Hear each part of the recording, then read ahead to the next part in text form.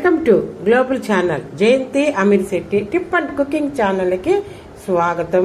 శుక్లాం భరధరం విష్ణుం శశివర్ణం చతుర్భుజం ప్రసన్నవదనం ధ్యాయే విఘ్నోపశాంతయే అగజానన పద్మాకరం గజానన మహర్నిశం అనేకదంతం భక్తానాం ఏకదంతముపాస్యహే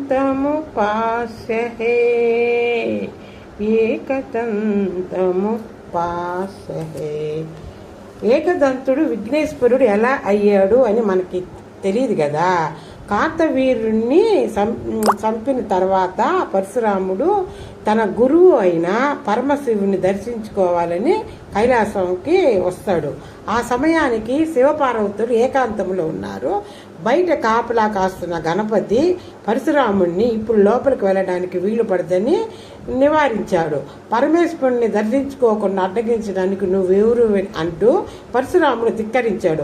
మాట పెరిగి అది కాస్త యుద్ధానికి దారితీసింది. గణపతి తన తొండముతో పరశురాముని పైకెత్తి పడవేసేశాడు. పరశురాముడికి కళ్ళు బయలుగమ్మాయి. ఆగ్రహించిన పరశురాముడు తన చేతిలోని గొండ్రగొట్లని గణపతిపై ప్రయోగించడంతో తన దంతం ఊడి పడింది. ఆ సప్పుడికి ఉలికపడి పార్వతి పరమేశ్వరుడు శయన మందిరం నుంచి బయటికి వచ్చారు. నెత్తిరోడుతున్న బాల గణపతిని ఎత్తుకొని పార్వతి పరశురాముడిని మందలించింది. తన వల్ల జరిగిన అపరాధాన్ని మన్నించమని పరశురాముడు వేడుకున్నాడు. అప్పుడు అంతటితో ఈ కథ సమాప్తమైనది. గణపతి మాత్రము ఒక దంతం పోగొట్టుకుని ఏకదంతుడిగా పేరు పొందాడు. అప్పటి నుంచి ఆయన ఏకదంతుడు అంటాడు. లైక్ చేయండి, షేర్ చేయండి, సబ్స్క్రైబ్ చేయండి.